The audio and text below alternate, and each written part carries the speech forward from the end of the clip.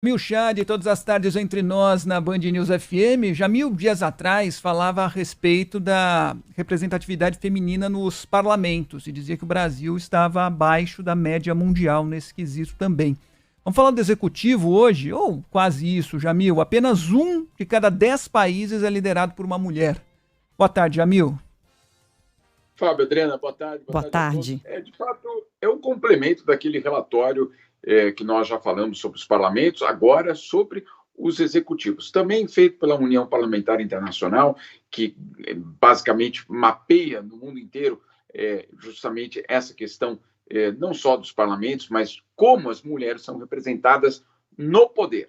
E aí os dados são absolutamente claros sobre a distância que nós estamos ainda de qualquer tipo de paridade. Vamos lá para os dados. Em primeiro lugar, países com chefes de Estado, basicamente com presidentes sendo ocupados a presidência sendo ocupada por uma mulher, apenas 11%. Ou seja, de cada 10 países, um tem uma mulher como chefe de Estado.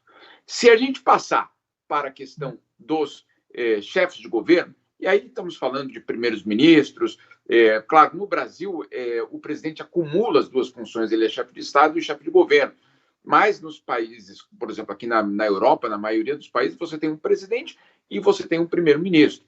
E aí, no caso dessa conta dos chefes de governo, a taxa é ainda menor, 9% apenas dos países têm mulheres como líderes basicamente como chefes de governo. Ou seja, para resumir, estamos muito distantes de ter algum tipo de paridade, algum tipo de equilíbrio entre homens e mulheres nos postos mais elevados do executivo. Agora, vamos sair dessa figura presidente, primeiro-ministro, vamos tentar entender como é formado um governo. E aí nós estamos falando, claro, dos ministros, dos ministérios. E, mais uma vez, o que o levantamento traz é um número assustador.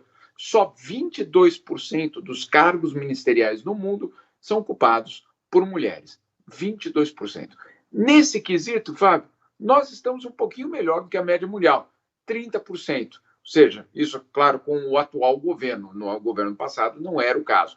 Nesse governo, que temos aí algumas mulheres ocupando cargos ministeriais, o governo brasileiro está um pouco acima, cerca de 33% dos ministérios, mas ainda é muito longe, muito longe. Só para a gente ter colocar aqui numa questão de comparação, na Espanha, 63% dos postos ministeriais estão com mulheres. Na Finlândia, 64%, ou seja, 2/3 do gabinete ministerial, basicamente, é formado por mulheres. Por que não?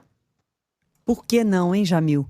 E por que não aproveitar a oportunidade que esse governo quer marcar a diferença em tantas áreas para também ter avançado um pouco mais, né? Porque se a gente está um pouquinho acima da média mundial, a gente está longe do ideal, que seria a paridade, pelo menos, né? Então, o governo Lula tem 11 mulheres ministras, poderia ter implantado uma paridade e encontrado certamente mulheres competentes em várias outras áreas para fazer essa paridade aí no ministério do governo Lula. Mas, enfim, tem um sinal positivo, pelo menos, que é um aumento, esse aumento que você registrou, e agora a gente vai passar a ter uma representante, uma mulher, para representar o Brasil nas discussões sobre diferenças de gêneros, desigualdade, junto às discussões internacionais, é isso? Aos organismos internacionais. Exatamente. Hoje o Itamaraty anunciou uma alta representante, a criação de um cargo de alta representante para temas de gênero.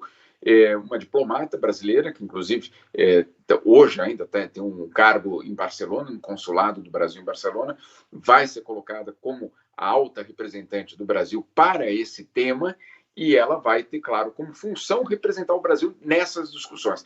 Isso, Adriana, é uma mudança radical em relação ao governo de Jair Bolsonaro, que não é que não gostava de falar do tema, censurava o termo gênero.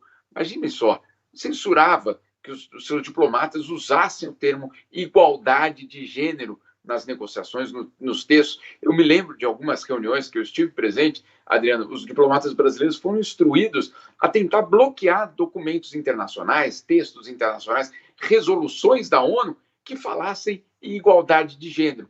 Eu vi isso acontecer, não é que alguém me contou, Adriana, Eu vi isso acontecer cada vez que na negociação aparecia o termo igualdade de gênero, o Brasil levantava a plaquinha, pedia a palavra e dizia, olha, gostaríamos de trocar igualdade de gênero por igualdade entre homem e mulher. Claro, o que significa isso? Que você tem aí uma tentativa de, primeiro, destruir ou desmontar a questão de gênero, que, segundo aquele Brasil, seria uma construção social e não biológica, e o Brasil só aceitaria a realidade, basicamente, biológica para falar dos temas internacionais e na agenda de direitos humanos. A gente sabe muito bem o que quer dizer isso. Bom, o Brasil sai daquela posição, né, de censurar os seus diplomatas no uso do termo gênero, sai daquela posição para criar hoje um cargo para falar do tema. Ou seja, é uma mudança absolutamente profunda na política externa brasileira, mas que também reflete a própria visão de mundo desse governo. Agora, como você falou, tem toda a razão.